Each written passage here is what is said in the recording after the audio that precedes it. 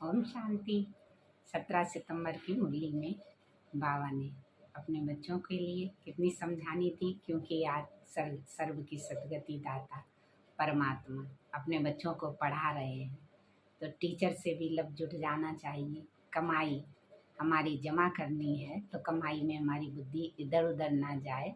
हमारी आत्मा सतो प्रधान जब बनती है, जब हम अच्छी रीति पढ़ते भी हैं, तो बाबा ये भी कहते हैं कि तुम डबल अहिंसक नॉन वॉरियर्स हो। तुम कोई भी हिंसा आदि नहीं कर सकते, क्योंकि ना तो तुम काम कटारी चलाते हो और ना ही तुम किसी की हिंसा करते हो।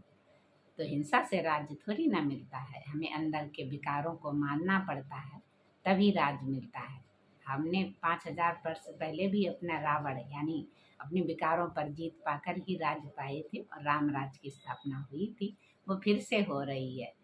तो हमारे साथ में परमपिता परमात्मा है, वो पढ़ा भी रहे हैं और हमें वर्षा भी दे रहे हैं और हमारी सद्गति दाता सद्गति भी कर रहे हैं। तो मन मना भव मध्याजी भव, दो ही चीज़ें याद होनी चाहिए। तो मन ही मन हमें परमात्मा का लाख लाख शुक्रिया भी करना चाहिए कि बाबा हमें फिर से 5000 वर्ष बाद हमें फिर से ब्राह्मण बना दिया और ब्राह्मण से फिर हमें देवता बनाने की तैयारी में कितने पढ़ाते हैं। दिन रात हमें ज्ञानवान आत्मा को बनाते रहते हैं। तो बाबा कहते हैं आत्मा की सगाई, ये कहावत में कहा गया है ना, मियाँ बीवी राजी तो क्या करेंगे काजी। आत्मा की सगाई होती है, तो सगाई करने वाले को याद कोई नहीं करता है।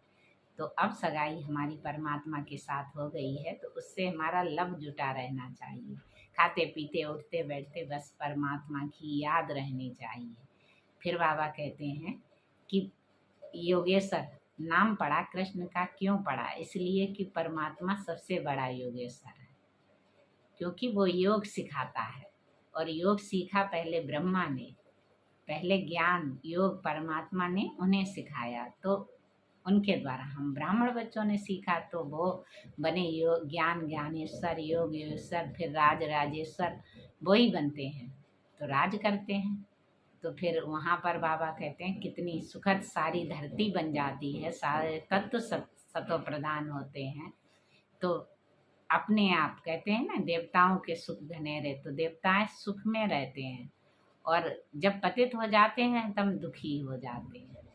तो सुख भगवान को याद करने से होता है, ना कि हम रावण पने को छोड़े ना और भगवान को याद करते रहे तो क्या सुख होगा? नहीं, तो हम दुख को ही पाते रहेंगे।